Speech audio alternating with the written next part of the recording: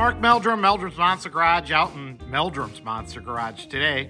And we're getting ready for the MCACN show coming up here in Chicago at the Rosemont Center next week. We'll be heading out there on Thursday.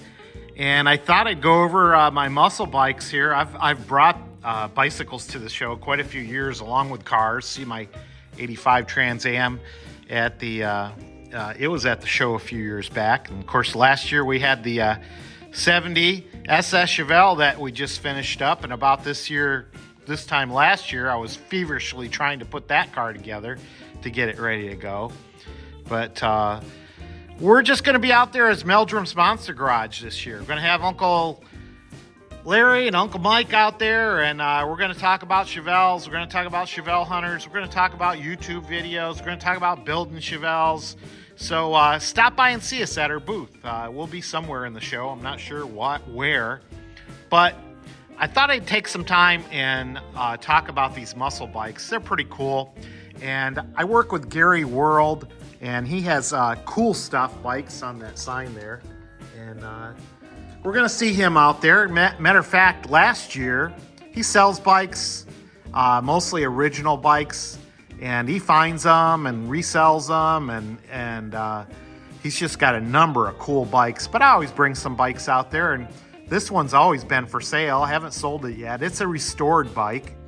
So, you know what? Reggie Jackson almost bought this bike. But let's talk about bikes for real quick. Did you know Reggie Jackson was a big muscle car guy, and he also loves muscle bikes. And these two bicycles are pretty cool. This is a 1965 Huffy Dragster 2, and one of the cool features it has on it was a handle shifter. So up here, you would twist the handle, and it would change the 3-speed hub into the gear that you wanted to.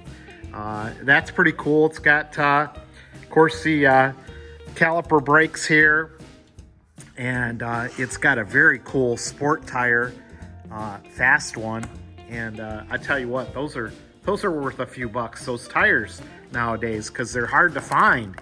And they had drag slicks just like dragsters back in the day, and a leopard skin seat.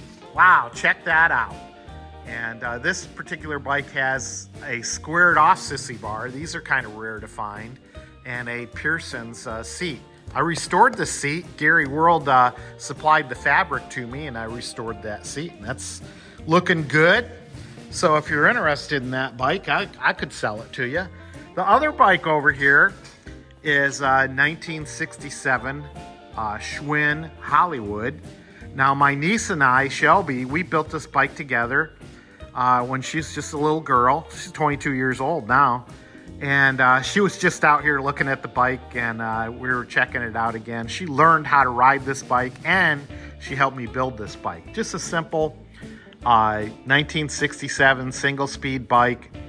And how do we know it's 1967? Well, just like cars, these things are date-coded, and they actually put a couple letters and a serial number back here near on the frame.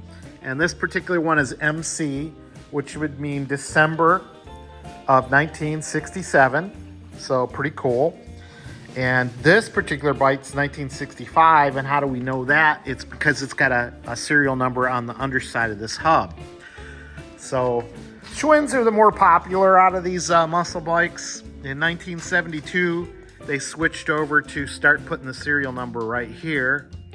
So anyway, Another cool fact about these bikes. I had one of these bikes back in the day when I was 6 or 7 years old, and I fell off a slide. And when I fell off the slide, you know, one of those play slides, my head went wham right into this razor sharp fender. It split the side of my head open. I had to rush to the hospital in a 1970 SS Chevelle convertible that my brother had just got. And Mom says, "Hurry up, chick, we got to take Mark to the hospital. He just busted his head open." So we jumped in the car and took off to the hospital, and Mark got some stitches in his head. But anyway, after a while, they found out that all the kids were starting to catch their knees and their legs and their hands on this razor sharp fender, and they switched over to a fender where they actually rolled this over. I don't know if you can see that really clear, but the fender's actually rolled over, so it doesn't have a real sharpness on it anymore. Maybe you can see it on the back of this fender. Well, this is a sharp one, and this one I think this one's rolled over, so see it has a little ledge there.